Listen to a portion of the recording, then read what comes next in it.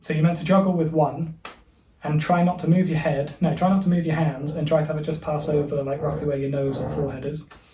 So you try and do that without moving your hands. What you don't want to be doing is going whoa to catch it over there, because when you juggle with three, you can't then throw the other one from over here very easily. So you want it to just pass. It goes slightly over my head actually, doesn't it? Is that too high? Something like that without moving your hands too much.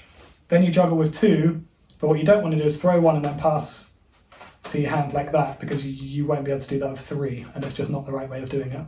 So you don't want to do that. You also don't want to throw both at the same time and try and catch them both at the same time. That's why the plinth is here, the piano plinth. So you don't want to throw two and try to catch them, because that doesn't really work. You want to throw one, and when it gets to that height that you've been aiming for with just one, you throw the other one, because then when you get three, you're kind of imagining throwing through the middle of the triangle as such. So you're picturing a triangle here, and you're always throwing through the 2 points. So you throw one, and then throw the other one once one is up here. And you want to practice it both ways round. So not just throwing with the left hand, you want to practice throwing with the right hand as well. Something like that. And then you just add three, and then you're just keeping that motion going that you practiced with the two. So when it gets up to my head, I throw the other one. And you can do it quite small, or you can do bigger movements if you want. That gets a bit harder. And my hands are moving quite a bit further away. So you just want to do it the controlled way, where your hand is only really moving far enough to like give the beanbag in this case a bit of propulsion, I guess.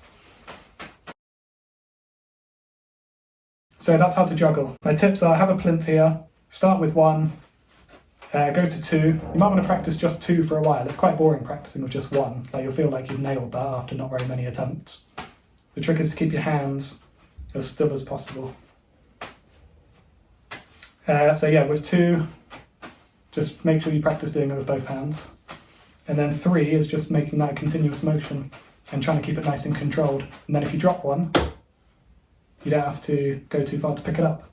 That's what I found quite frustrating when I was practicing. So you want a bed in front of you, or possibly a shelf, or like by your coffee table or something. That's my pro tip, having something so you don't have to. That's my tip for if you're too lazy, I guess. Or it's just quicker to get back into it. If I drop this, it's much quicker to go straight back into it. I've got no excuse not to continue. Okay.